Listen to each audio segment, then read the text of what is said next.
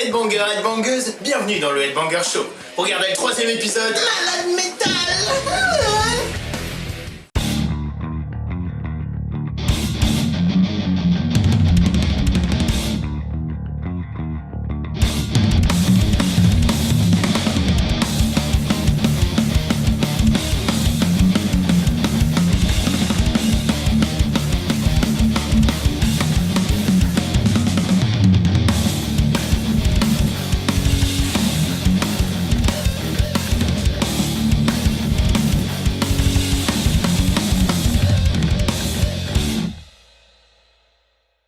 Je sais pas ce que vous en pensez, mais d'où que vous veniez, peu importe vos passions, vos origines ou vos goûts, on essaye toujours de vous mettre dans une case. Surtout dans les villages africains. Parce que soyons sérieux 2 secondes. La musique qu'on écoute décide indubitablement de ce que nous sommes dans la vie. T'écoutes du rap, t'es un dealer de drogue analphabète. T'écoutes du R&B, t'es une pute au rabais. T'écoutes du classique, t'es un intello sans personnalité. T'écoutes du dubstep, t'es un vibromasseur. Et t'écoutes du métal, t'es un dangereux sociopathe, dépressif et schizophrène. Vas-y, raconte à papa pourquoi t'écoutes ça. T'as subi l'inceste, t'es un cas social violent, t'es masochiste. Loin de moi l'idée de vous faire croire que vous êtes sans esprit, hein, mais t'as les cas sociaux et t'as les autres. On peut être complètement timbré et être un exemple pour la société, regarde Marianne. Et je vois pas en quoi ce que t'écoutes influence ce que tu es, ça reviendrait à dire que les sourds n'ont aucune personnalité.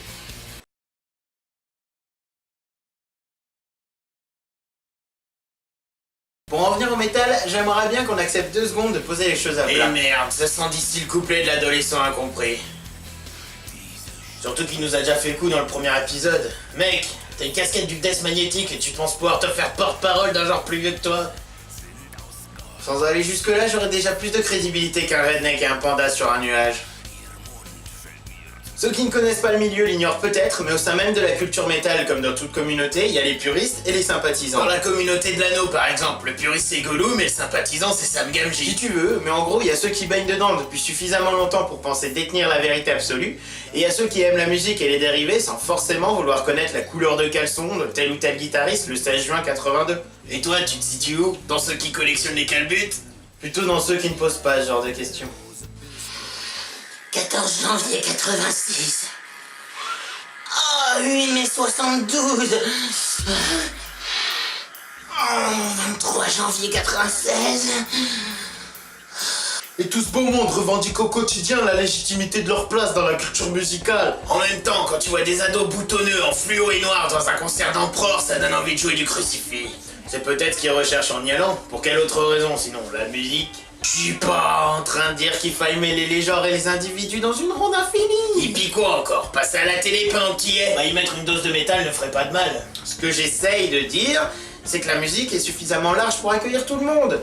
Et quand bien même le métalleux est attaché à ses passions, rien n'empêche de la laisser s'étendre au-delà des simples puristes. Oh putain, toi tu cherches le carnage. Off Children! Je dis juste que partager sa passion a fait du métal la plus grande famille musicale que je connaisse, et que ses limites n'ont toujours été définies que par ses membres. Une génération entière d'entre nous a découvert le métal à l'époque où MTV était encore une chaîne musicale. Qui n'a jamais rêvé de voir Emperor en première partie d'Anna Montana, c'est clair. Je te sens sceptique. Non mais franchement, si on appelle ça un genre extrême, c'est bien qu'il est pas à portée de la masse, bordel. Faut être tombé dedans quand on était môme, sentir les vibrations dans ses veines, ça fait partie de soi, bordel. Sans parler de médiatisation de masse, le jazz par exemple. Il possède ses propres médias, sa propre radio nationale, et surtout des lieux dédiés à son exercice. En gros, tu dis que le métal est une musique active, possède sa culture et son public, mais n'a pas de reconnaissance médiatique ou gouvernementale. Le jour où un politicien a voulu entendre autre chose que le son des billets, j'avoue que notre musique a repris espoir. Il ne faut juste pas perdre l'action d'un roi et continuer à vivre notre passion de la meilleure manière possible. Tout cela pour dire que dans toute communauté artistique, il existe un équilibre précaire entre les a priori infligés de l'extérieur et les limites qu'on s'impose de l'intérieur. Et il en existe beaucoup trop qui sont favorisés de l'extérieur, qui se donnent trop peu de limites. Il faut juste veiller à ce que les restrictions externes ne fassent pas faire un saut de l'ange à nos motivations internes, et se battre pour préserver les lettres de noblesse qui sont les nôtres. Allez surtout pas croire à cause de cette vidéo que le métal se porte mal. Il s'agit d'une culture bien trop viscérale et humaine pour se laisser atteindre sans se faire entendre. Et comme disait Sam Dunn, depuis l'âge de 12 ans, je défends ma passion pour le heavy metal contre ceux qui l'accusent d'être une musique inférieure. Je leur dis que c'est une chose qu'il faut ressentir. Si cette musique ne vous donne pas un sentiment de puissance et que vous n'en sentez pas des frissons sur tout le corps, vous ne la comprendrez jamais. Mais ce n'est pas grave. À en juger par les 40 000 fans qui m'entourent ici, on arrivera à se débrouiller sans vous.